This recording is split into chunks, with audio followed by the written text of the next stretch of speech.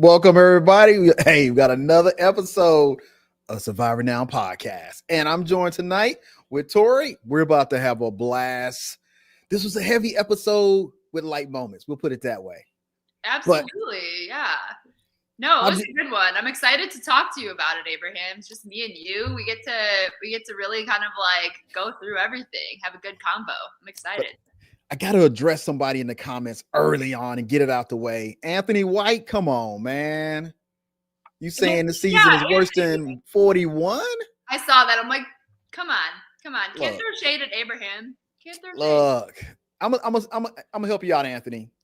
41, we had no idea what we was getting into. We had no idea. We're in 48. They had 7 seasons to get prepared for their season to do what they did tonight. Now, I love a good edit because the edit never really tells you anything. And I said, well, Mitch going home tonight. So I looked at the edit. I said, oh, Mitch is talking. Oh, we ain't going to see Mitch at the end tonight. Pack your bags. No, 100%. One thing I will say, Anthony, maybe you would have liked the season better if we would have seen more of Abraham. Just got to say, you know? I would have liked the season better if I'd seen more of Abraham. Yeah, I think we all would. Hindsight is... For that reason, I'm with you. But overall, no. It's a wild adventure. I wish people could kind of get an opportunity to go out there and see the behind the scenes of... We had an exit episode on what decision to make and when to make it. That's you're making decisions and you think you're making the right decisions, but when it comes down to 6 people in a tribe, you just don't know what direction it's going into. But we're past the merge. We last week we were hoping we were going to get something. We were kind of a little bit let down on it. This time I said, okay, with the editing, I was like, yeah, Mitch is probably going home tonight. Joe is probably going to win immunity. And we're not going to even see a blind side. Well, we saw a lot of fun stuff, but when it kicked off tonight, what'd you think was going to happen?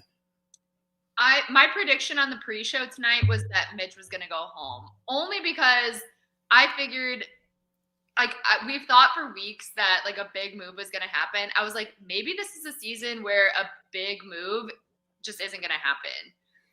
So I was pleasantly surprised. Not that I wanted Shaheen to go home. I was actually really sad to see Shaheen go because I thought he was a really smart player. He was really fun. He obviously gave us some good entertainment with his, I don't know, musical talent.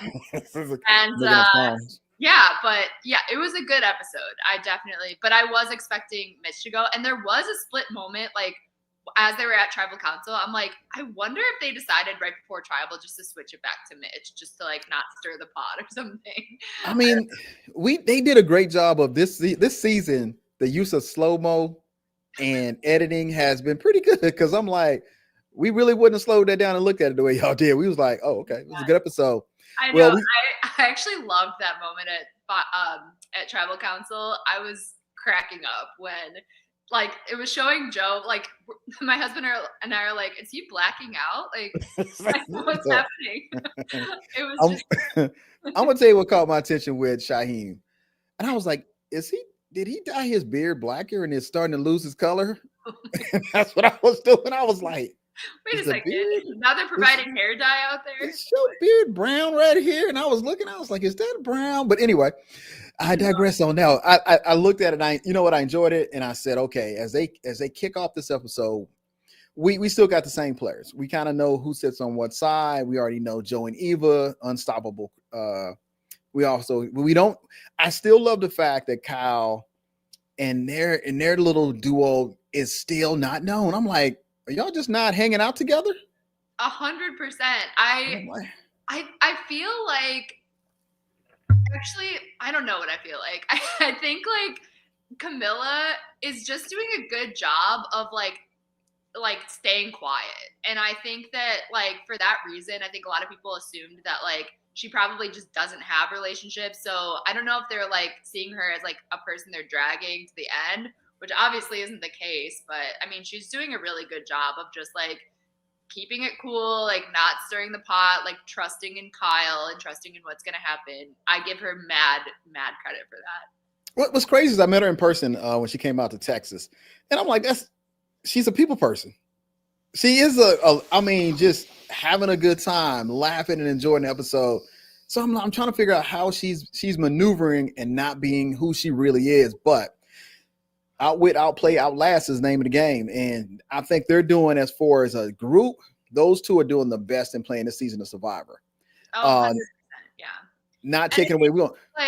I think Camilla is probably one of the few people, and perhaps the argument can be made about other people for this, but I think that she's doing one of the best jobs at adapting her game to what she knows she needs to do, because she obviously sees all these like big players that are strong in this like really tight alliance, and she's like, okay, well, I'm not obviously like in that core group.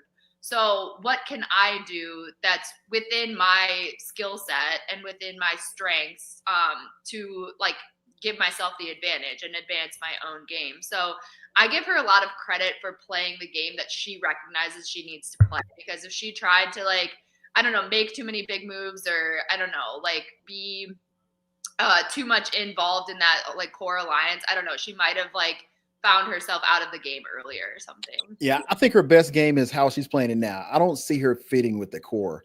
Oh, we're gonna bring Anthony back because he said sorry, Abe. So we're gonna bring him back. Give him a shout out. Thank you there, Anthony. I think that she's playing the game in a manner that fits. You're right. It fits her game. I don't think she would fit with Eva and Joe like that. I think she needed to play in that position, and then she's found the strength in how to play in that position. Yeah, because she can stand up against any of the three, rephrase, any of the two right now. She could sit next to Joe and say, okay, here's what I've done. She can sit next to Kyle and says, here's what I've done. Mitch has gotten a whole edit of, I want to do something. I want to make a move. But Mitch, we run out of time. We run out of players. We're not going to be able to make it to the end right now with Mitch being able to say, hey, I'm going to make a big move, because now you already got jury management.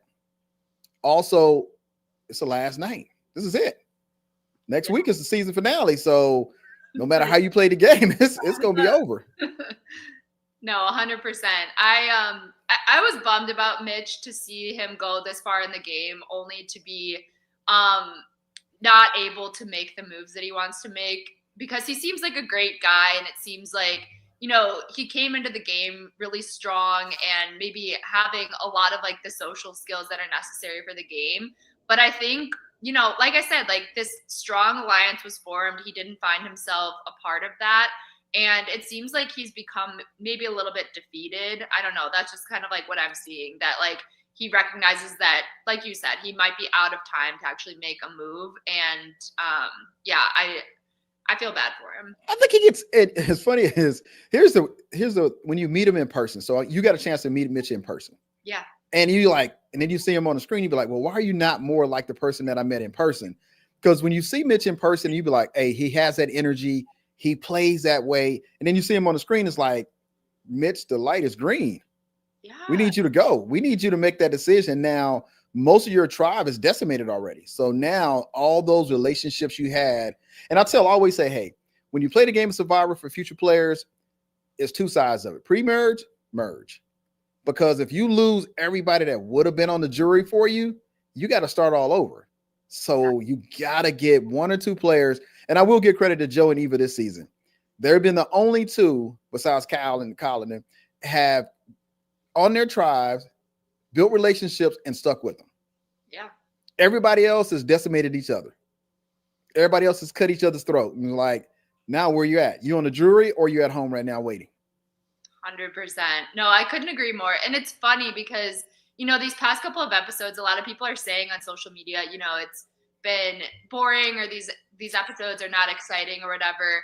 And I do agree that the past episode or two before this week, this episode was exciting, but the past couple of episodes, I agree, weren't as exciting as others could have been. But it's funny because I'm such an old school Survivor fan, and it's like some of us old school fans have been waiting for like people just to stick together and like go through the game together and play more of an old school game and have fewer advantages and all these things. And we've seen that, but like now people are complaining about it. And it's just funny because I'm like, I don't know, maybe we need to reevaluate like what we're looking for in the game or something. I mean, it's like, okay, you got to remember they're not eating a lot of meals. Mm-hmm. I mean, you can't make somebody happy every day. Some days you're just blah. You sitting on the island, you like, I miss. I want to go home now. This was fun, but I'm ready to go home. Yeah. We see a great transition in as we get to go to the Wars Challenge. And I always tell people when you go out there to Fiji, there are 18 players plus one, and it's the weather. You never know what weather you're going to get. And if you're used to having that 85, 89-degree humidity, it's warm all the time. But when it dropped to like 72 or 75, oh, you freezing out there. And we see as they go to the challenge, which I thought was a good, I like to have a reward challenge. I like to have a challenge that has nothing to do with immunity, but everything to do with strategy. So I got to ask you, when they got out that boat, did you think who was your winner when they got the boat and you saw the weather? Ooh, when I saw the weather, I don't know. I was thinking like Joe, maybe still, he's just such a challenge beast and he's so muscular and just having to hold yourself up like that.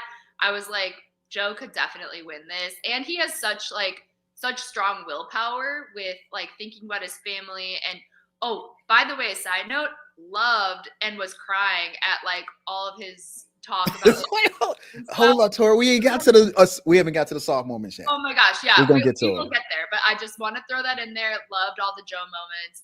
But yeah, just with like all that willpower and like the reasons why he's in the game, I was like, Joe's got this. I mean, he's not gonna let weather stop him from winning this challenge. Well, but I thought it was interesting that he dropped out as soon as Eva dropped. Like, why do you think he did that? I mean, here's the thing: we don't get to see the time you spend talking to each other. That's not on that's on the edited floor. We spend so much time that doesn't never make the screen that you kind of know, even if you don't win, you still going on the reward challenge. and I'm gonna show you. I'm gonna tie it together for you because the problem with going out there and having to physically give so much of these challenges, they don't make those little knobs friendly for you. They make them where they hurt when you dig your hand into them, and you still carrying your body weight. And I'm like, some people we know they gone. Like Bruce. Bruce is in a challenge because he ain't here tonight, so I'm talking about him. Bruce is in a challenge where he was basically strolling through the jungle before we went to the auction because he already knew, hey, look, I know how this is kind of going to turn out for me. So I'm already got a little slight injury. I'm not going to do a lot. So we see everybody starts to fall, but you kind of know who's going to win too when Jeff says, hey, Shaheen, what you playing for? And he said something was wrong with his wrist.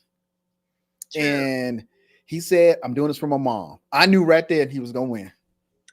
I don't care what the edit said, he was winning. Those clues in, you're right. I noticed that. I wasn't sure if they were trying to throw us off or because they do that too. I feel like too. But I was happy to see him win, and I did really like this. I liked all the challenges in this episode. I thought that they were really fun. Here's you got to ask yourself a question: why do you really have to get wet if you didn't win, if you won? You didn't have to jump in the water. True. I mean, but how else would you get off? Like, because it's like a steep slide. So would you like climb back up? To climb. Katora really couldn't swim that well. So she didn't jump on. So she didn't jump into the water. She kind of maneuvered around not to have to get back in the water. So everybody's not you're actually going into the ocean. So and it's salt water. So if you can avoid it, and then you still got to get your clothes dry. Yeah. And it's raining. So, but it's a part of the show. So you can't that. So we see where we have a great challenge. It's not so much as a physical as endurance form. We see Eva actually got kicked out because of technicalities. Oh, that's true. That's true. Yeah, I think she might have won, but that would have changed the dynamics of who goes. We might have not got the outcome that we got. So it's kind of interesting to see when you see Shaheen win. Now it's the next play of the game. Okay, who do I pick and who do I not want to alienate to go? So let's go with his first pick. And here's Messy Jeff. Here's what Jeff is messy to me. Jeff said, tell me why you're going to pick him. I said, oh. Now you have to give a story that won't make others mad. So what do you think about when he said Joe, when he described Joe? You know, it's hard because I do agree with Camilla and everybody that was saying like, oh, we just fed our biggest competition because Joe's been winning all these immunity challenges. And lo and behold, he won this immunity challenge right after he ate and got some sleep. But on the other hand, I really don't think that any of those people would have it in their heart to not pick Joe, just because he's like the biggest family man out there. And it's like, it's letters from home. No, we don't want to strengthen the biggest like threat to win these challenges. But I just feel like it made sense to pick Joe just for like the family reason. I don't know. What do you think? Well, by the time you get to this point of the game, I know who you dated in kindergarten. I know if your parents was divorced, remarried, and you got 12 kids, friends. I know if you've moved 13 times in your life. We know so much about each other because we're just literally sitting there with each other all day. So at some point you drop the guard and you become who you really are. You stop playing a certain part of the game. You say, okay, I have kids. Now, meeting Joe in person and talking to him, you'd be like, this guy can't be this nice. But he is actually that nice in person. In the game of Survivor does something that I think is very crucial to why we keep having multiple seasons. One, they break down that barrier and give you a chance to expose yourself. And we see that with Joe. We see where Joe tells about his sister that was killed in domestic violence. And he shares that story. And he shares the weight of that story that's been in his life for as long as he's have to deal with that situation, with everybody that's out there that's dealing with that situation or has dealt with that situation. So when it came to him saying, hey, Jeff, this is the reason why I'm picking I'm picking Joe, is because of this. And I know these letters coming from home, it is going to mean a lot to him. Now, I play with, if I couldn't win, I just want to make it to the family visit. Now they got letters. I just want to make it to the family visit. I just wanted somebody from the family to run out the woods, because you have different stages of the game you're trying to make it to when you go out there as a goal. And I think that was a good idea. Now, the second pick, I don't know about that one. I don't know. Yeah, I also don't know about that one. I don't know. Who do you think would have been the better pick? Because I'm curious before I say my answer. I think I've got to give a shout out to Chris, because Chris was like, hey, Avery Tori. I saw that. Hey, Chris. Here's the thing. You always got to play the game where the person that's on your side doesn't get offended if you didn't take them, because you need somebody back at camp. Right. In this case, you really didn't need anybody back at camp, but you couldn't take Eva. Right. You couldn't take Eva because now you left all three of them back at that camp. But it's dynamics. It's dynamics. You can take Mitch, but why would you feed Mitch? You already said you're going to vote Mitch out anyway. So it wasn't like it was anything to say, hey, let you go. So him taking Kyle, I was like, okay, that's a good one. But his rationale was so quick. He was like, oh, he's going to get married in a couple of months. Yep. What does that have to do with burgers and fries? I mean, the only thing I could think of was like the family visit. Like he wants to hear from his fiance. But I mean, the argument, that similar type of argument could be made for any of the players and their family letters. I actually was thinking, I'm like, what if he did choose Mitch, just because kind of similar to Mary's thing, or well, Mary didn't get chosen last week, but I was thinking this for Mary as well. It's like, it's kind of one of those things where it's like, maybe we just give them like one last fun thing and they get their family letter and they have to go to Ponderosa anyway. So it's not like they're going home tomorrow. So maybe I just give them like one more good experience. Knowing full well that like Joe is such a challenge beast that he's probably going to win immunity anyway too. So it's not like beating Mitch would put him at that big of an advantage versus Joe. I mean, you're trying to make it to the end. So and you're trying to take people that you know that you can beat in some form or fashion. Right now, everybody's saying, hey, because Joe has been winning so many challenges, he's going to be the one to beat. I look at it differently, because I'm like, okay, yeah, you want to challenge it, but what else did you really do? What story can you tell the jury outside of, okay, I won all these challenges. Okay, that's great, but where were you at on the votes? Oh, well, and then somebody tells a better story on how they got people voted out.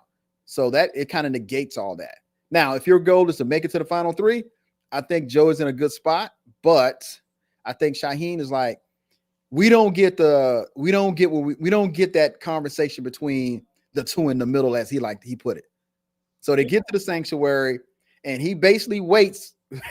Every time somebody leaves, Shaheen is the only one there to talk to him and say, okay, well, Kyle, we're the two in the middle. And if we're the two in the middle, basically we got to make a decision. Now, here's where oversharing comes into play in the game of Survivor.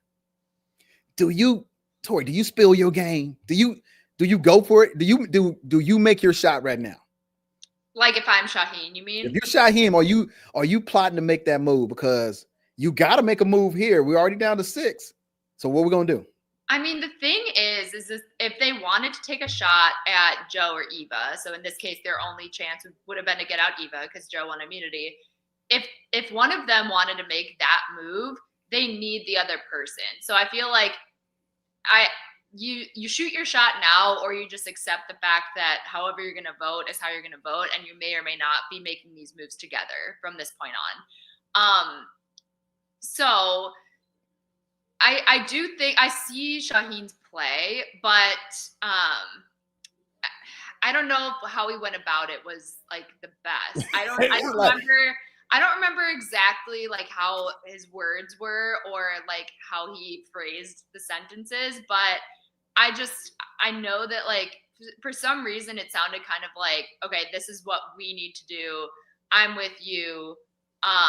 Didn't really ask Kyle like what his thought process was. I don't think, at least maybe as I'm remembering. No, he presented it to Kyle, and he was the narrator of both stories to Joe and to Kyle. Because to Joe, he brought up Kyle. Can we trust Kyle?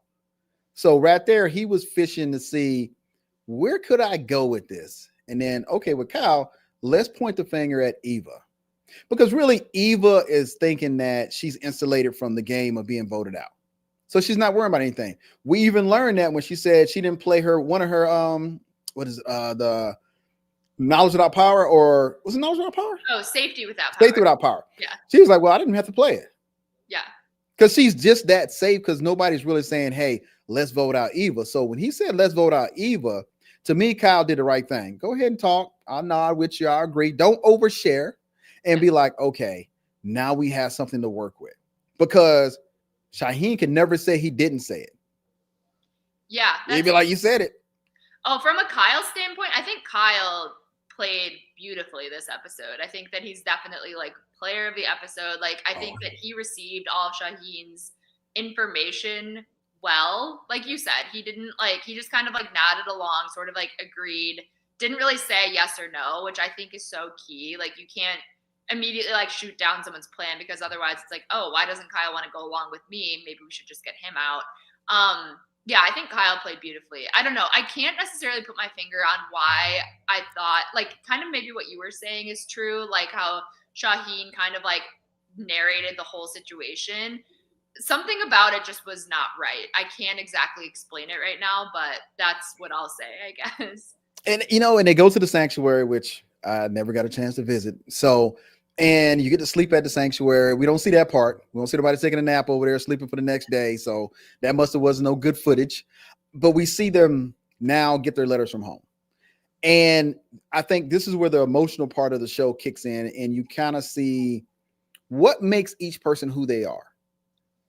And here's the cool part about it is, for those future players, everybody that goes on the show still gets their letters. You just don't get them on the show. They give you those letters. When they mail our stuff back to them, they mail all the letters that they, and here's the interesting part. Those letters are not written when we're at home. Those letters are written when the staff reaches out to your family members. Okay. Yeah, they're not pre-written. So they're after, not. Wait, so at what point, like, so when you've already left for Fiji, your family writes letters and they get collected. Yep. Oh, interesting. Yeah, they don't look behind the scenes. We don't get those letters written beforehand, and then we bring them with us, and then we give them to the crew. Nah, because I had no idea those letters were there until we got back and they started mailing us stuff, and my letters were in the mail, stuff that we got back for the first group that left. And it's amazing that they pick out different people. I don't know how they pick the people, but we had, and I think they have whoever's on that list, because we do our family members for non-disclosure agreements. So I know they're on the ones the letter list. So, and they get those letters, and I'm pretty sure they determine which letters. I think it was Caitlin that got my letters, and they're going to pick the letter that's going to be most impactful to getting that emotional view of who you are as a person on a personable level. Shaheen and his mother and their relationship, I'm always going to be rooting for mom. And Joe, and now Joe has 2 kids, but he was rooting for his son. His son wrote him a great letter. Kyle on the same thing. His dad wrote him a letter, and that moment, you can't create that moment. That moment has to create itself. Now, here's the question: was you crying by that time? Oh, by that time, I don't know if I had tears in my eyes necessarily. Like all the letters were so good this episode, but I think my crying really came when Joe was on the beach, like talking to his sister. But a funny thing that came up, which is probably part of the reason why I wasn't crying at this part, is that my husband turned to me and was like, because I really want to go on Survivor. So he's like, if and when you go on Survivor, he's like, my letter to you would be from the perspective of our dog, Bambi. And he's like, like okay, like, you're never going to go for that. They'd be like, letter, no, we're going to skip to somebody else in the family. Everyone's talking about like their son and their mom. And I'm like, I go for my dog. Look, this is still a TV show. They're looking for the good stuff.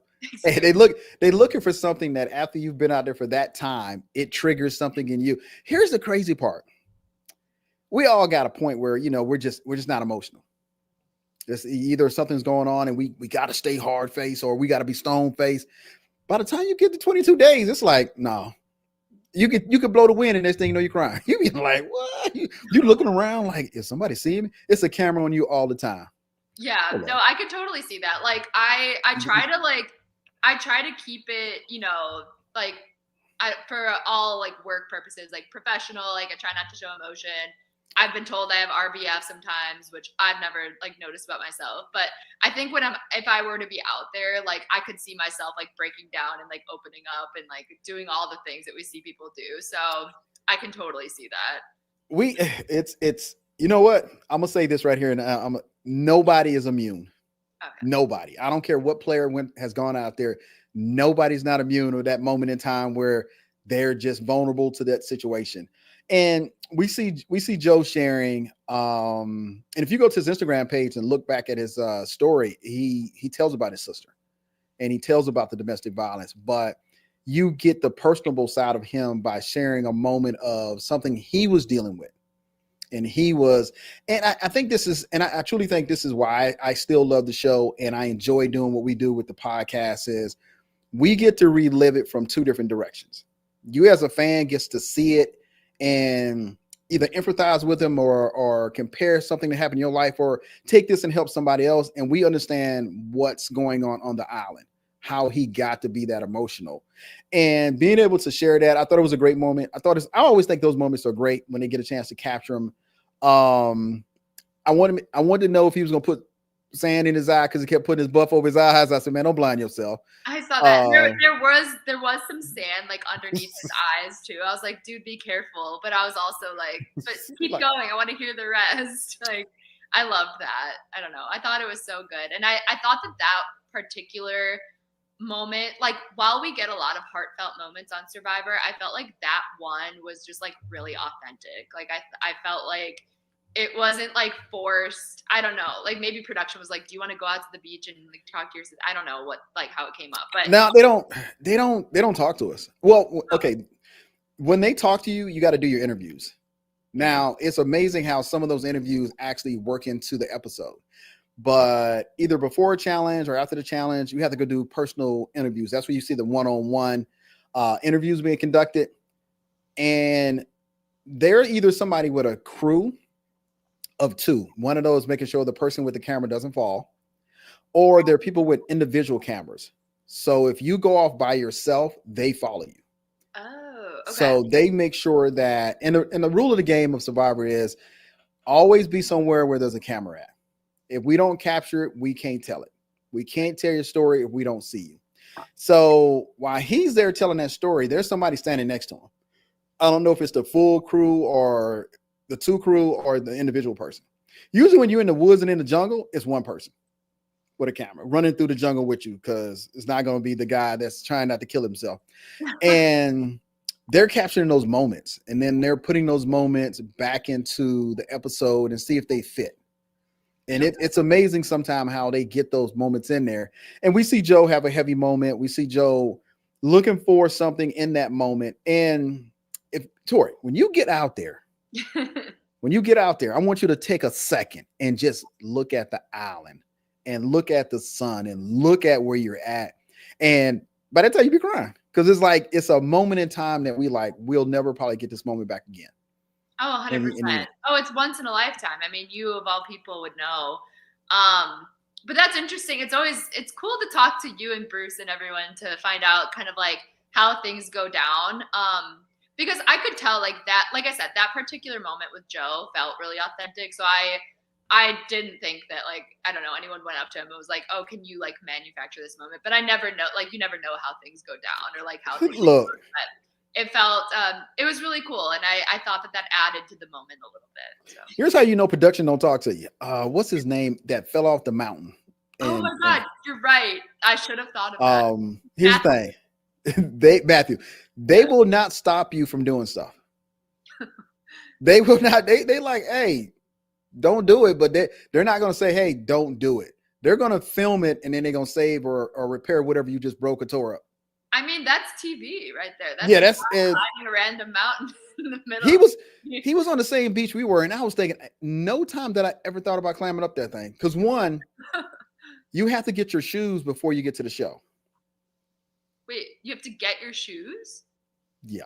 Wait, what do you mean? So my shoes for challenges that would have to be in water were shoes that I could wear in or out of the water.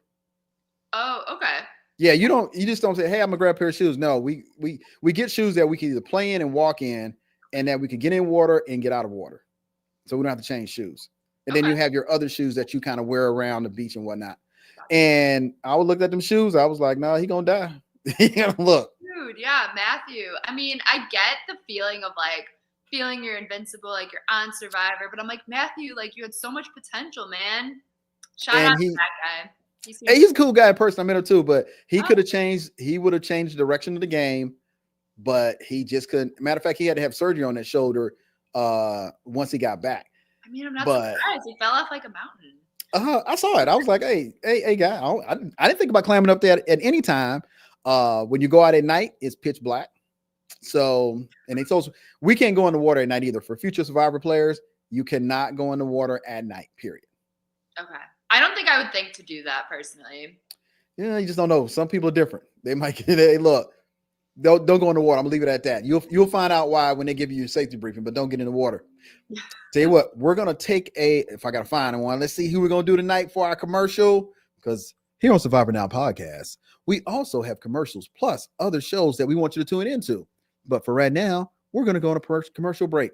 I'm gonna go with Todd. What's up, guys? I'm Todd Herzog, the winner of Survivor China, and I am here with Survivor Now podcast, the best source for Survivor information, to show off what I do for a living. So I make custom Funko Pops. If you haven't seen or heard, you can check it out on Instagram at Todd's Pop Shop, or you can message me, toddspopshop@gmail.com, to order your own. And if you mention this podcast, you will get $10 off and a free torch. So it's pretty freaking awesome. I'm going to show you a few right now. We've got Troyzan here, Phil from The Amazing Race, JLP, host of Australian Survivor, and look, little Charlie. Anybody you could possibly imagine or want yourself playing an LRG or an ORG, or just with your loved one or family or pets or anything like that, shoot me a message. I'm happy to make it. You also have the chance to win a free custom pop if you sign up for Survivor Now Podcast Fantasy League. So it's pretty awesome. And it's fun. Like, who doesn't want to be a part of that? So yeah, hit me up. Get your custom pops. It's great holiday gifts, great birthday gifts. We got a new season of Survivor right around the corner. I'm excited. I'm sure you're excited. Let's get this going. Hey, okay. What is it? I don't know what he said. Dag, Tarzan got a whole scene. I'm not sure what that is. Okay. I think he just meant like the thing that was built for Troyzan. Like it was like a Tarzan is funny. He's funny in person too. He's interesting in person as he is on TV. Okay. So we see Joe. We move from Joe. We say, okay, We've already did the reward challenge. I love a good reward challenge. Love good food. I don't know what's up with that cheesecake. People do not eat no cheesecake when you're out there on the island. Eat the protein and call it a day. And don't drink that beer and wine. You're gonna be toasted. Yeah. Look. I feel like it's like a way, like it's like, why would you want to like potentially like be off your game like mentally, you know? Like I feel like it's not the right time to be drinking. They voted me out and I had a drink and it was one drink too many already. Something to keep in mind. So we see now where now we got to go to the immunity challenge. And it's like, okay, we see where Mitch is voicing his opinion about taking Joe, feeding Joe, getting him ready, fattening him up for the trap, come back here and beat the brakes off of us. So he's feeling some kind of way. But we kind of sit back and say, Joe gonna win. It's like a foregone conclusion in some of the survivors' thoughts right now. Like Joe is fed, Joe is gonna be the master player, and we get to this challenge. And I'm like, okay, I got to give production their credit. They do create some interesting challenges. And for all the future survivor players or somebody that wants to be a part of this community, look to apply for I keep forgetting their name, but they're the team that they do all the challenges before we do them. Oh, isn't it the Dream Team? Dream Team. It's the Dream Team. You can apply to be on the Dream Team. And you can go out there and be a part of this whole crazy production called Survivor and get a chance to see how this is all put together, especially if you're a film student, a writer, and you want to get into acting or this type of environment, go out there and apply for it. And so we see where they go into the immunity challenge. Oh yeah, I love a little good immunity challenge. And we see where it's another obstacle course. Now, I always find it interesting because I want to see some struggle. I'm not that guy. I want to see you physically exert yourself to try to win. I want to see you put some work into it. We see Eva. What do you think it was? You think she just couldn't get the aim right, or she just wanted to throw the bag up and down? I mean, Eva was back in the back of the pack.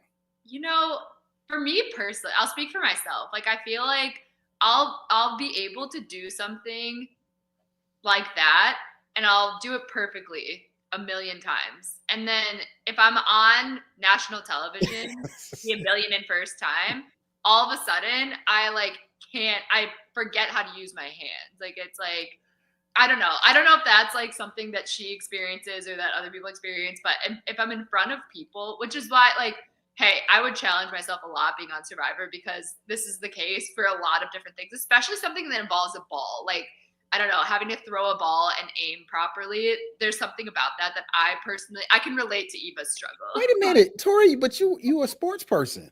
I am a sports person. You know what?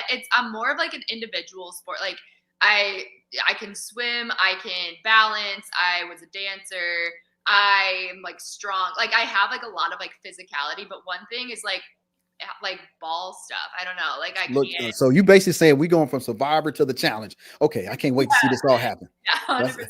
That's gonna be it right there. But, yeah. but no, but anyway, I mean, or like backing up a little bit. Like I feel like me personally, like I could do something and do it well until like a bunch of people are watching, like specifically if it involves a ball. So anyway, that's just like I can understand her struggle, I guess. But here's the funny part. By the time you get to day 22, 23, everything that you see that you think might distract you will no longer distract you. They just fade into the background. Okay. Because you're gonna play and you're like, when they say go, you're an athlete. When they say go, you're not thinking about where's the cameras at. You're not even looking to see where they're located at. You're just basically saying, how do I get from the starting point to the end point? Because when we did the first, when there's so much at stake too, I feel like people surprise themselves with what they're capable of, I guess. So we see Camilla and we see Eva back there hanging out for a little while in the back. And here's the thing for future Survivor players: just because you're in the back doesn't mean you can't win. We've seen plenty of players that started off bad and end up winning those challenges. True. So always keep, and I got to give credit with Jeff is that Jeff is always a silent, deaf motivator. Sometimes we don't want to hear him. We want you to not say nothing to us, but he's always motivating you to say, hey, dig deep, keep playing. Because we see where Camilla was back into it. We see where Eva was competing for it, but we see that Shaheen went through first, but that net got him. He was tired. And if you ever kind of look at the players, you can see how exhausted they are between each stage. And now you got to kind of concentrate. But I ain't feeling bad for him because he had a full meal and a good night's rest. We see Kyle get out there. He makes it through. I thought Mitch was going to get it the first time, but he fell out the barrel, which I love the barrel. Yes. I said, that's a new twist to the game of how can I break my leg? But the barrel added a new twist to it. And we see them competing on different levels of anybody's game right now. Okay. Did you think Shaheen was going to win because he was in the front? You know, something told me that he wouldn't. I mean, he was very impressive in the beginning of that challenge. I mean, he got those first couple parts done like super quick. Like the barrel, I was impressed. And yeah, I agree though. Like this challenge looked super fun. I'm glad that they're adding, maybe like they're doing similar challenges, but I'm glad they're adding, like you said, like a new element to certain ones. Like this is your typical like obstacle course, but we haven't seen them like race with a ball of yarn on like a barrel. Like, I don't know. It's just fun to see something a little bit different. And I'm glad that not every single challenge ends with like a just very straightforward puzzle. Like last week that we had a puzzle, obviously, but it was like a different one. It was one of the ones where you had to like hold it up and it was like an arch or whatever.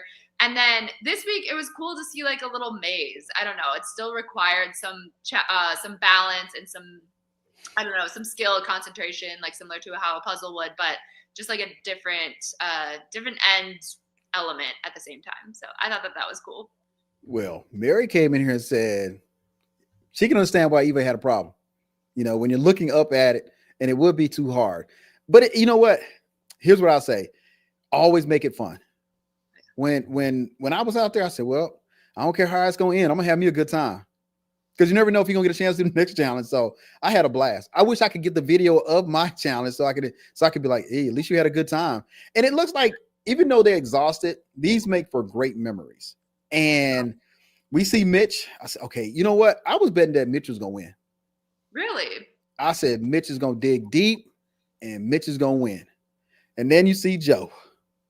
And I'm like, did that burger help Joe? Because it seemed like I thought it was 3 holes versus 2. Well, Joe seemed to figure it out. And then, you know, you got messy Jeff. He ain't narrating for you. He narrating for somebody else. And he's like, Joe he's with number 2. And I was like, at that moment in time, I really wanted to go over there and just kind of push Joe off and be like, nah, you can't win this time. Like step aside, hand it to somebody else. I mean, I'm just trying to be a good player. What's interesting though, is that like a lot of times people with Joe's physique are obviously incredibly strong, like can lift a lot, can pull a lot. Like if there's any challenge that involves pushing, pulling, like having to be just like super strong, you know that Joe's going to be really useful in that challenge.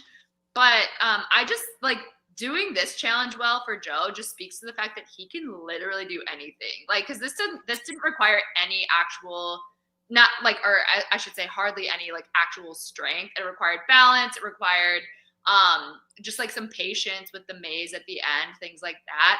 I mean, this man is a beast at so many different challenges. I think Eva would have beat him. I think if she would have gotten the first part of it, she would have been down there because she'd already put in number 1 when he put in number 1 and he was going for it. I love a challenge. I love something that they put some creativity to it. And it just, he could settle himself. And I think, hold on. I think this is a good statement right here for this. Some of firefighters are just built different because it's going to require you to stay calm. And I think that's where Shahi messed up at because he couldn't stay calm. And if you look at his body language, he was tired. Kyle just couldn't focus on it enough. And he was going on his second one, but he was already behind Joe. And Joe was already through pretty much the bulk of that little maze on the table. But it looked like all you had to do is, and I don't say this like this is all you have to do. Because I don't want you to get out there and be like, hey, you said it was, no, it's going to be hard. And he just stayed in the moment. And I got to say, maybe because he's a background as a firefighter and they're in situations where, hey, you got to stay present in the moment. And we see it again. Joe's winning. I was like, not Joe again. But I'm happy for him. This was like a Joe spotlight episode. For a lot of good reasons. I mean, obviously we got a lot of his story. We got elaborated parts of stories that we've heard before from him. I mean, we heard his family letter. He won the immunity. I mean, I was cheering for him. I thought it was cool. Yes, it's cool to see. Like, I was so excited to see Camilla win last week just because she was an underdog in the challenge. So it would have been great to see like Mitch win or something. But I was cheering for Joe too. Yeah, again, it's you're gonna always have a bucket list of items when you play the game of Survivor, and everybody has that bucket list. I think one of the special moments for our season was Danny won immunity on his father's, I don't want to say birthday or something that had to do with his father, and he won immunity. So it's one of those moments that I was looking at Tiffany. Tiffany was doing a podcast interview today. We didn't get the same level of social media coverage coming out of the pandemic as a season 48 is getting, or 47. Now they're more interactive. We're meeting more of the players. They're out on social media. They're putting out their own pictures and stuff. So it's great to be able to have that interaction and see how these moments tie together. But on your bucket list, Tori, winning immunity is definitely on that necklace. Oh yeah, it's on my checklist. Don't worry. Yeah, I forgot about that thing with Danny McCray. I loved him on your season. Danny is funny every time I see him. Danny, would love to meet you someday. But anyway, yeah, I feel like it's almost like this like new level of strength that like enters these players when they have something like really to play for that's like outside of the game, like someone back at home or something back at home or something. Anything you can use to focus you in that moment and to put you in that position to try to win. And we see it, and we see the necklace, and you want to wear the necklace around your neck, and you just want to have that moment. Because here's the thing about it is, it's a moment in time that you're gonna always have. I'm not gonna lie. Sometimes I Google myself and I'll be like, it is pretty cool to see those pictures. And I was like, and Tiffany says like 4 years since we played our season. It's like, but we're still in this Survivor. I want to see somebody win. I want to see a good blind side, which leads us to now we see if Kyle can really play the game of Survivor. Is he going to play it with his heart on his sleeve, or is he going to start playing? Because to me, final six, you have no choice. If you don't make a move now, you may not get a chance to make that move. And we see what I think was a masterful plan that was just hatched. And his first thing was, I wish that Joe didn't win immunity because we need him off his game, but I still got to go talk to him. What'd you think about when he had to go over there and talk to him? How he's going to spin this story, and how did production spin the story for us? So, I mean, I think that Kyle, a lot of things really fell into place for him. So I think that he did an okay job, like talking to Joe, but Joe was suspicious enough where I was like, oh shoot, is this going to be like turned around on Kyle? Like, I don't know. I'm like, I don't know if I would believe him in that moment. Like, if I'm Joe, maybe I trust him enough, which ultimately, yes, that was the case. But if I'm Joe, like, do I trust Kyle enough just to take his word at face value, or am I doing some digging? I really don't know. So I think he did an okay job. Like, he seemed maybe a little bit anxious in that moment, just from a viewer's standpoint. But to Joe, I don't know if he was like fully picking up on like Kyle's maybe like slight nervousness. But what I mean by things falling into place for him is that, for example, like when he went to, I'm sorry, I just lost my train of thought. When Joe went to go talk to Shaheen and like was trying to like figure out, does Shaheen have an idol? Does he want to own up to anything? Joe could have asked it. I don't know if you agree with this, Abraham, but Joe could have asked Shaheen straight up, like, I heard you have an idol. Do you have an idol?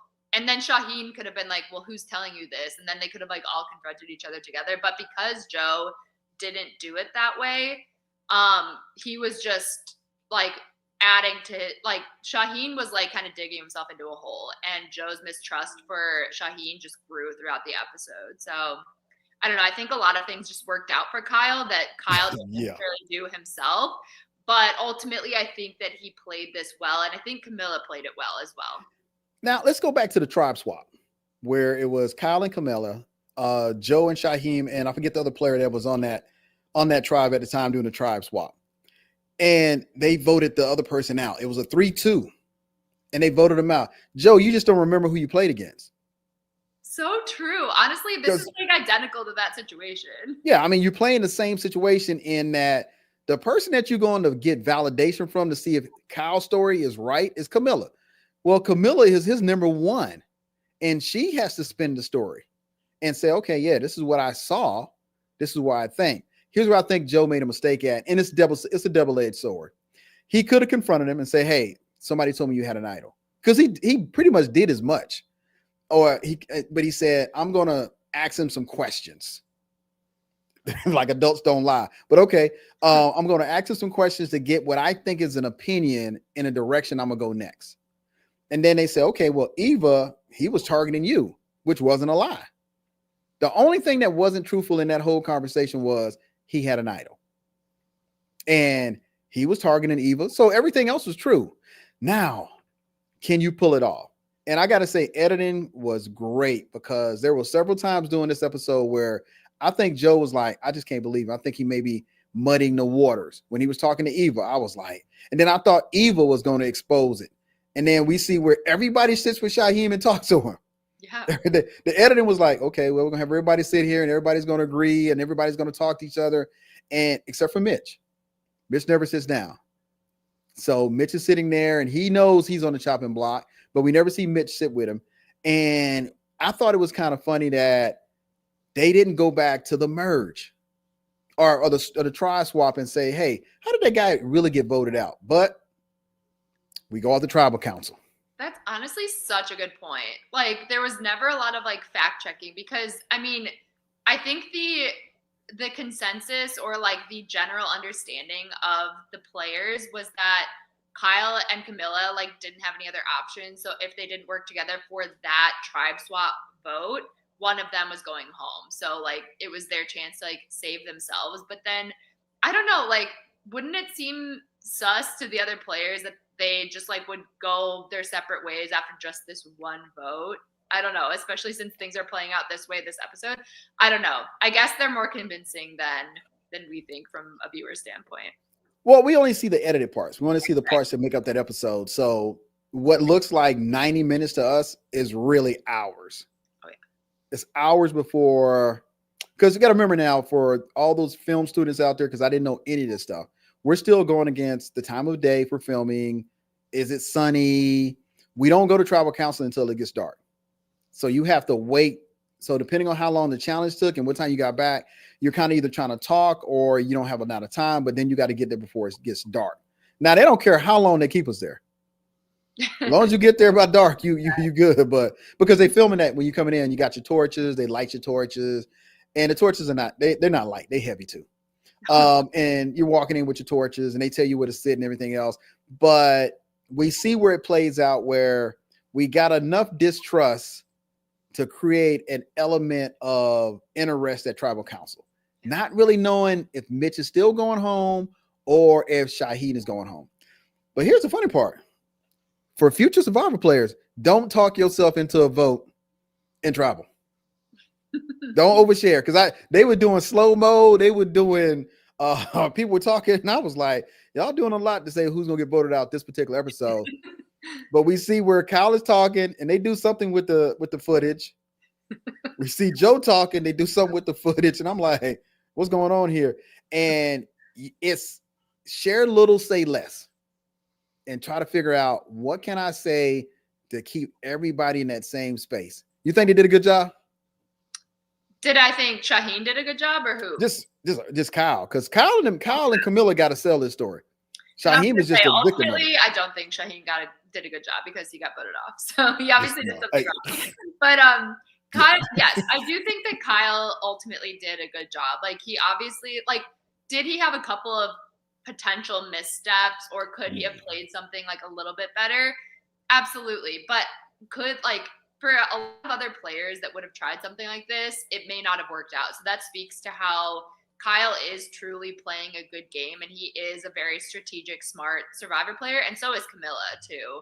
So yeah, I have to always like think about that. I'm like, could other players have pulled this off? I don't know that many people could. So yeah, I don't see, and it's nothing against Mitch. I don't see Mitch pulling it off. It's just that he doesn't have the numbers on his side. Right. He's still a number. And even for the next episode, that first vote, he's going to be a number. He's not going to be, he's either going to be a swing vote or he's going to be the vote. As we talked before the pre-show, before we started tonight, we were talking about who voted for who and was it a good decision? And I was like, Camilla still stands in the position of beating both Joe and Kyle. I think if she's sitting in that third seat, she beats both of them. You know, I do think that a case can be made for Camilla. And actually on the pre-show tonight, so somebody had asked in the comments, like, what do you think the voting order is going to be from here on out? Who do you think is the final three? And who do you think wins? And I've been saying Kyle for a while. I flipped back and forth maybe for like 1 or 2 votes just based on like how the beginning of the season was going.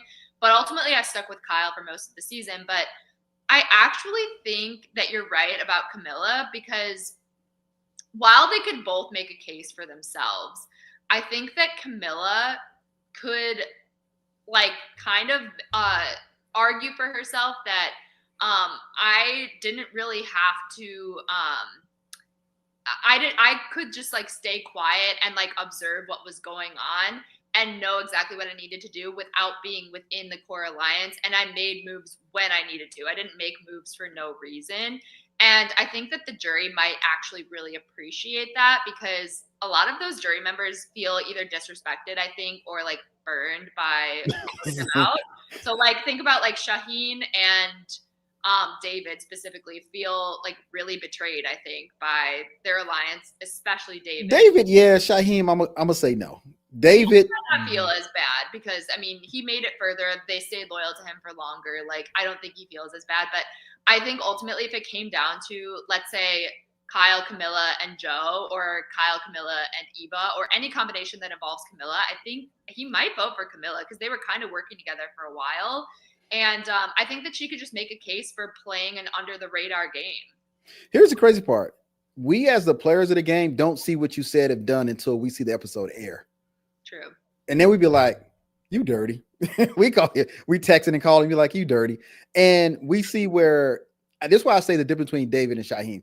Shaheen was like, if none of y'all don't give up and give me a hug, he wasn't mad at the moment. Don't get me wrong, we're going to always think about it. But at that moment, he appreciated the gameplay. He would have, if you got to be taken out or somebody else got to take you out. And he appreciated the gameplay.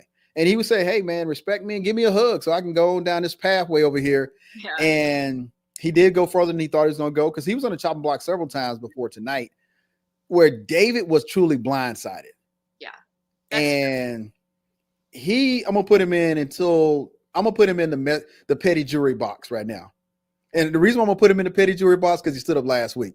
So he's doing petty stuff. I loved that. Oh my God. It's like, I looked at the meme and I was like, why was he standing up? What was going on? So many people have questions about that. He said solidarity with Mary. I was like, okay, but I'm thinking production was like, what is he doing? No, I know. People are saying on social media and like some other podcasts, they're like, he had to have been breaking some rules, but like in the moment he had to just like, he was standing up, he had to commit to the standing. And yeah. I'm trying to think, do we have a rule? I would have to ask Bruce on that one. Did they have, so it's funny. You're basically standing back off until they get ready to vote, or when they bring them in, and then they'll say, hey, let's bring the jury in. And you're supposed to be just kind of sitting there. Most of the stuff is read through facial expressions. They'll catch you doing a facial expression when somebody's talking, just to, drive home a point or to see some disappointment or create a little atmosphere of, you're not going to get my vote. So him standing up was like, okay, but it made good TV. So you're not going to take it out because it makes good TV. That was like the best moment from last episode. Yeah, it's like who came through last season with his shirt open? It was raining. Oh, that was Saul, right? Saul. Right? Saul came like he was on a model. He had the best fashion moment, hands down, on Survivor. So good. You're like, how did y'all even capture that moment? So production be doing all kind of stuff to make it fun. So we see, I think now, if you put Eva or Joe on the jury, they vote for each other. Oh yeah. Well, I just don't see them not voting for each other. That's the risk that they were weighing out this episode, is that they were like, we know that Eva's going to be a Joe stan and vice versa if they end up on the jury. Like, do we really want them like advocating for that other person, or do we want an actual shot? So, and I said this on a TikTok last week. I was kind of like, I've been going back and forth. I'm like, is Joe truly a threat, or is Kyle making these moves to keep Joe and Eva, specifically because he thinks and knows that he can beat them in the end? I don't know. Well, let's do it like this. Let me ask you two questions. Okay, the first question is, name me one thing that Eva has done to beat Kyle in a vote. See, that's the thing. I think the one case that she can make is loyalty and like staying with the people and not turning on her people in order to get her to the end of the game. Now, was she leading the pack on that? No, not really. So No. I think the jury might shoot back with something like that like, okay, but you were kind of like taking commands from Joe and like other people that were within your alliance that were sort of like more leaders. So that's a risky thing to talk about, but that's the one leg she has to stand on. Now, Kyle can kind of make a similar argument, but I mean, he obviously just flipped on Shaheen, but so did everybody else. I don't know. It's like a back and forth. It's so hard. But you got to sell a story. Yeah. You got to be able to sell. You got to sell your adventure and have everybody buy into it. Now, for Joe, if we take away their immunity wins, what did Joe?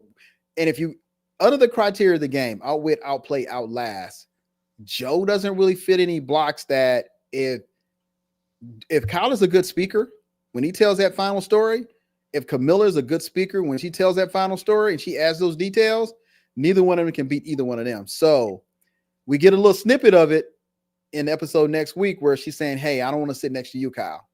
Yeah. No, so that's totally fair. And I think they wash each other out for first and second.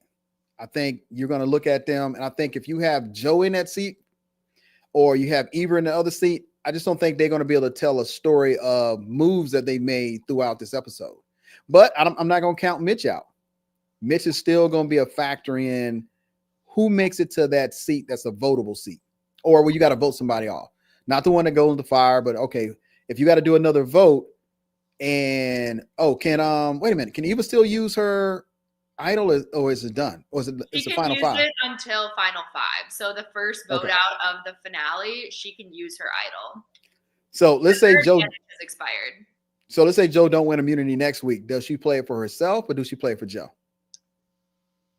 That's a good question. If neither of them wins immunity, then that'll be the most interesting thing that could happen, because I mean they might be public enemies number 1 and 2, and the two of them might not know which of them they're actually targeting. So I think ultimately, I don't know. I think ultimately she might play it for herself, just because like maybe they would do a good enough job of making her think that they're both comfortable and that Joe is for sure not getting voted out.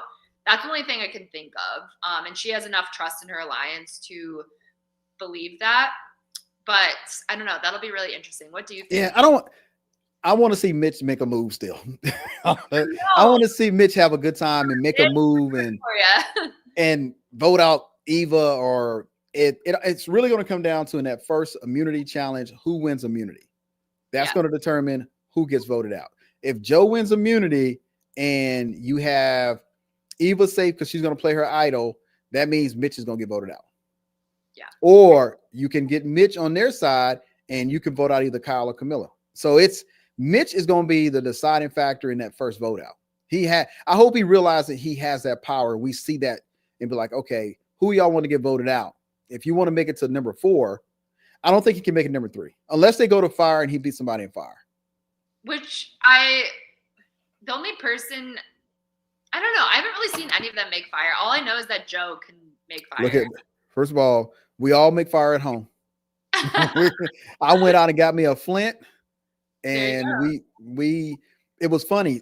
I'm gonna add a funny story to the end of this episode. So we're in the pandemic. We're coming out of the pandemic, and I had to go get my clothes for the show. But it had to be in Texas. We were coming out of an ice storm too. And I was trying to find these particular shoes they recommended for me for the show. And they had one store. I had to go. So I went to the store and I said, hey, do y'all have these shoes? But by this time, I got tired of lying. I got tired of trying to figure out how to say something without saying something. I said, hey, look, I'm about to go on this TV show Survivor. and I need these shoes. Do y'all have these shoes? And she was like, yeah, we got them. So I said, hey, do y'all have Flint? Because like a camping store. They was like, yeah, the Flint is over in this other area. I said, okay, I'll take the shoes. And she said, I'm gonna go back and get the shoes. I said, well, I'm gonna go get the Flint while you getting the shoes. Yeah. So I'm over there and I'm getting the Flint, and this guy runs up on me. Hey, you gonna be on Survivor? I love Survivor. He worked at the store. And I was like, he's like, he said, hey, can I take a picture? I was like, yeah, I haven't been on the show, but yeah, I'll take a picture with you. So, but you're trying to get all these clothes and stuff, and you're gonna have to go through the same stuff. And it's like, then when you get home, you got your Flint, and you're teaching yourself how to make fire. Now, that doesn't say anything to when you get on the alley. Don't say anything to when the wind blow or how to build a fire, because you're just gonna try to say, hey, can I light a fire? And so most of us, I'll say 90% of us that go out there can make fire. Okay. Can you win in a fire challenge? 45% will. I mean, it's kind of like that pressure situation that I was talking about. Like, I could probably do something 99 times, then the 100th time comes around and I feel the pressure and I like may not pull it out. I don't know. Maybe I do. Sometimes people work well under pressure. Sometimes I do. You never really know. But yeah, that's interesting. I mean, I guess we don't really see, like, fire making used to be such a huge deal on Survivor. Yeah. Like, it was just like a big part of the game. And yes, we have obviously the fire making challenge at the end of the New Era games, but we just don't see as much. We don't see it be as much of a big deal back at camp, I guess. So I guess I can't speak for who's like the best at making fire, who might pull it out, but ultimately, so I forget like what even started this conversation. It was like, okay, is Mitch gonna be the swing vote or he's gonna be the fire? Is he gonna make fire? I would love to see him I'm with you on the fact that I want to see him like take a little bit of control in this final 5 vote, because he knows that he's needed on either side. So I wonder like if he's gonna like command like some of the direction of the vote. I don't know. Like I want to see him take a little bit of control, even if it's not really gonna matter for his end game. Yeah, I mean, it's a way. Mitch has a path to number 3. He doesn't have a path to win the game of Survivor, but he does have a path to get to number 3. He could let them duke it out, get down to the final 4, and then he could go against somebody for fire, and then he could make fire and win and be in the seat for the final 3. Yeah, I mean, crazier things have happened for sure. I also do wonder if the people that are left, like the 4 outside of Mitch, will kind of like see themselves as, okay, we've been working together for like several votes. Mitch hasn't really worked with us. Even though Camilla is kind of like outside of their little group as well, but they might think of Camilla as more a part of them than Mitch. They might be like, let's have these 4 like strongest people that are left, even if that might not actually be true. But let's keep the 4 who we perceive to be the strongest people left together, vote out Mitch, and then let's just have the best person win the game, Well, like, here's another wrinkle. What if Mitch wins immunity? Then that could be really interesting. I mean, I do want to see that. Best case scenario next week is Mitch winning immunity and them having to take somebody out. I wonder if it would just be Camilla then, though, because because he don't like Joe. Mitch don't like Joe, so that's going to be his target. Joe's going to be Mitch's target? Yeah, if Mitch wins immunity, he's going to target Joe. What might happen? So obviously, like, we see Camilla in the preview for next week talking to Kyle, like you were saying earlier, about the fact that like we can't go up against each other in the end. So I don't know if they'll go at each other's throats, or maybe Mitch will like get Camilla to try to target Joe, or I don't know. Maybe like Mitch will try to get Camilla to do something, but I ultimately think Kyle, Joe, and Eva will stick together for this vote and vote out one of the other 2. I think we're going to be in for a great season finale. I know. I'm so excited. It's like a double-edged sword, because next week is it. That's it. Survivor's over. Last podcast of the season 2, because I'm not going to be in New York. I'm so sad. Next week, it's New York. Most of the Survivor Now podcast crew will be in New York next week, closing out the season. They will be holding a Bryson Wynn kickoff party event on Wednesday night. So if you got tickets and you're going to be there, the Surviving Now podcast will be doing some interviews. They'll be talking to the fans. They're going to be out front having a good time. So come out there and join them. If you haven't subscribed to the podcast, please subscribe to the podcast. You can do it while you're at the show. We got a QR code now. We're high tech. Got a QR code. And we're just going to have a good time. Tuesday night is karaoke night. It's going to be a meet and greet. Players from multiple programs will be there. The Amazing Race folks that are in that area, Survivor folks that are there, the Circle folks. I mean, there's so many different reality folks that come out to these events, and we have a good time doing karaoke. And then it's the big event on Wednesday. Wednesday night, we'll be there, and we're going to be celebrating with the rest of the fans to see who wins this season and is crowned the sole survivor. Now, out of the 5 remaining, Tori, who's your pick? My ultimate winner pick, I think it's hard because like this contradicts what I just said. Like I was saying, like maybe they might take a shot at Camilla, like Kyle, Eva, and Joe. But ultimately, I was gonna say Kyle, but I'm gonna go with Camilla. I think she can pull it off. That's a good one. What do you think? I want to see. Oh man, and here's the problem when you meet people. When you don't meet them, you can say all kind of stuff you don't know. But now when I would love to see Joe win. I think Joe's been a great player this season, but when it comes down to the mantra of Survivor, outplay, outlast, outwit, I want to see first Camilla win. I just think that she has played the game that's maneuvered her through Survivor to this point. Not taking anything away from Kyle. I just think that Kyle could have made some moves earlier to put himself in a different position. And I think he might have waited too late. I think if he'd have made a couple of these moves, maybe 3 or 4, because he was trying to be too correct. This is the time, and I still don't want to get blood on my hands. And if you look at last episode, he was willing to let Camilla stand out front and take the hit, where he still wasn't going to get blood on his hands. So it's like, if I got to say who had the best gameplay this season, I'm going to go with Camilla. And she's won immunity. So they can't say, well, she didn't win immunity because she has. And to me, I think she's embodying what Survivor is for this season. So I think that'll be a good win. And it doesn't take anything away from everybody else that's played. I don't take anything from Eva. I don't take anything from Mitch. I'm just saying that this part of the game, we need to see what you're doing to try to win. And I think now in the back of your mind, you're thinking about $1 million. Oh yeah. You're thinking about you almost letting it creep in of where I'm going to spend that first couple of dollars at. Oh yeah. Now, I can't speak to the million part for the US people because I don't know. And you know what? I just never asked anybody who won $1 million, but I can speak to Canada.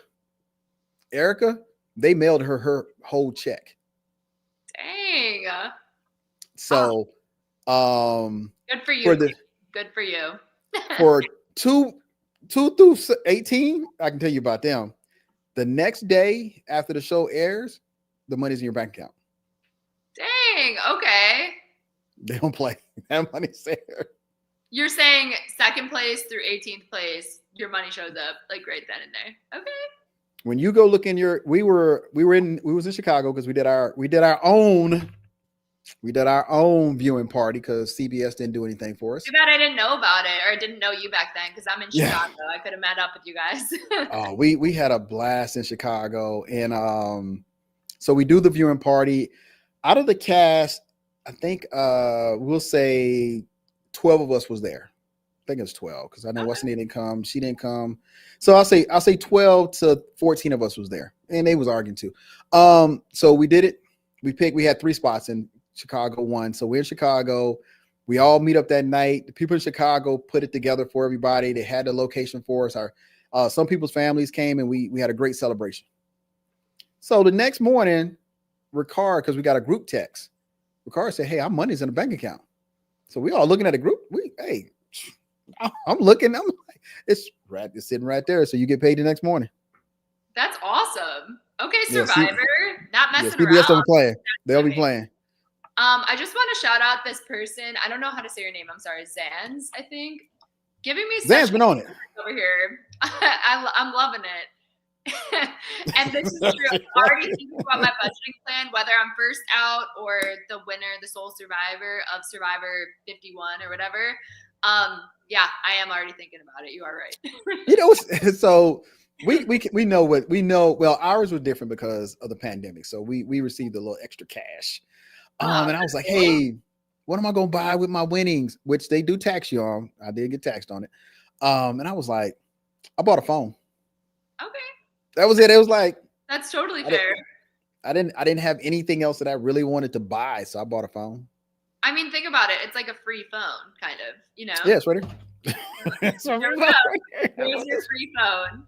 And how's it working out for you? Love the phone. Love it.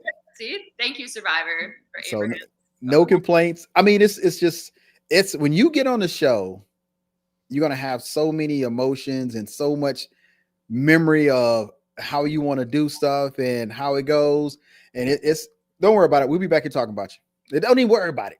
We'll be in the same podcast. Remember when Tori said this? No, it ain't happen that way. We'll be texting you on the side. Hey, Tori. I love it. Gotta go back and fact check. Are you over there crying? Tori, did you cry on this episode? Yeah, we're gonna get you. But I thought you said you were RBF Stoneface. Oh man, let me tell you, look, that does not last. Evie was the person that almost got me. Oh, really? I like Evie too. I forget about some of these players you're bringing up from your season because these are some good people. We get a chance. Like I'll see Tiffany next week. Because she lives in Long Island, so I know she'll be out Wednesday. I'm seeing if she's working. If she's not working, we're gonna hang out in New York. And whoever lives in the surrounding area, they usually come up. At the end of the year, we all do the charity event. Most of us do the charity event for multiple reality shows down in Orlando, and we get to hang out with each other. I know that. So we get to come out there. We get to hang out for a few days and enjoy each other's company and talk about how we would have played if we'd have played differently. And I'll be talking trash to Nasir, and I'll see him, and I'll see Evie. Evie's coming back this year. Tiffany, and then different players show up. Bruce will be there this year. Me and us will be playing golf. Well, you should tell some of these people to come on the podcast because I'd love to meet them. We already got them lined up for next season. For 48. And the cool thing about it, Tori, because you met them too. As we meet these players now, because we're so interactive with them, I'd be like, hey, are you gonna come on the podcast? So I know a couple players. I ain't gonna call their name out, but we got about 3 or 4 of them. And okay, good. Hey, look, one of them is in the top 5. So okay. We will get to. I was texting him tonight. Hey man, what you gonna do? I'm betting it's Kyle. I'm betting it's Kyle. I was fortunate enough, and so season 49 is coming up next week. We'll meet them. Ooh. But more than likely, we will see them next week as well. 49 cast? Oh my gosh, that's exciting. That's how I met 48. That's how we meet each other, because they'll come and they'll be at the event. You just won't know they're there. Wait, so when people like come up to you and say that they're on 49 cast, like, wait, has anyone ever? I got this idea from Tyson's podcast, so I'm actually curious if it happens. Tyson. Has anyone ever come up to you and been like, "Oh, I'm on this next upcoming cast," but they are actually lying and they just wanted to like hang out with you? No, I mean, it's an interesting environment. I'll put it that way. Okay. You're going to navigate something that, normally we got our normal lives, what you do in your normal life. And now you're put into a situation where others are wanting to be in that circle with you. Mm-hmm. And you got to figure out what works for how to navigate it. Yeah. I've never had anybody come up to me like, hey, I'm on the season, and wasn't on the season. I've had people say, hey, Abraham, how you doing? I'm on the season. And I'll be like, oh, hey, looking forward to watching your episode or watching your season. Or in the case of Bruce, his whole cast was in New York at the finale for the previous season. Okay. When they did the episode showing the new cast members for the next season, that's when everybody realized most of the cast for that season was sitting right there in front of them. They just didn't know it. That's so crazy. So I think Dee was there, Bruce was there. Most of that whole tribe was there for that season. So they were all there. So we get to meet each other before the seasons kick off and stuff like that. But it's funny. You have to experience it, Tori. I can't wait till you get your opportunity. I can't wait to meet all you guys. And I'm so sad I'm missing this one, but we'll have opportunities next season and in future seasons, I'm sure.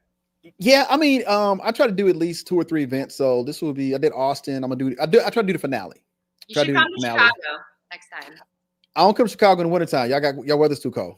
That's true. But it's the best city in the world. I think you would have a good time.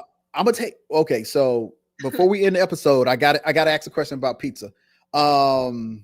We came to Chicago to do our finale in the wintertime, and I was gonna die. But I came back in the summertime and I stayed downtown.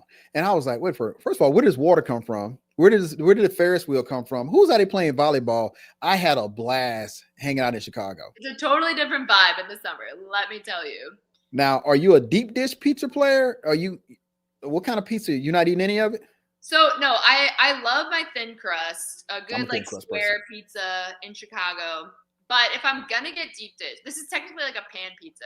Don't go for like what other people like recommend. Like, yes, Lou Malnati's is good, Giordano's is good. Everybody out there, if you're still listening, get Pequod's. It's in Lincoln Park. It's a pan pizza. So it's like basically deep dish, but it's like a thinner like crust basically. And it's more charred and it's so good. I'll tell you what. So when the fall comes and they got some in Chicago, I'm going to Chicago this year. Heck, going to Chicago. Awesome. With that, y'all, we're going to wrap it up. If you see any of our other shows, I will put them on there, but I'll mess it up. Let's see if I can put it on there. Nope, can't do it. Can't figure it out. We got Stock Watch. Oh, here we go. There we go. Stock Watch. Don't forget to tune in on Thursdays on that one. That's tomorrow. We got something for you this Saturday.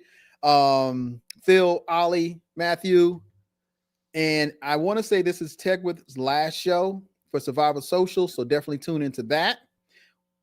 But for this evening and for the pre-show, nope, the after show. If you really want to catch Tori right now, Tori, are you on the pre-show? Why want to have a picture? On there? Like, Randy needs to update this graphic because I've been on the pre-show pretty much all season, y'all. And yeah, Randy, shame on you. But yes, I'm on the pre-show. And please send Randy up-to-date picture because Randy will pull a picture from you. Be like, where does this picture come from? Why is he using this picture? Hey, Tori, it's been a pleasure. I've enjoyed it tonight. It was me and you. Yeah, me and you, Abraham. That was fun. Good combo. But we're going to wrap it up. Everybody, next week is going to be the finale of Survivor. Come out and join if you're in New York. If not, join us on the podcast. We will see y'all next week from NYC. I'm going to hit the button. Let's see what happens.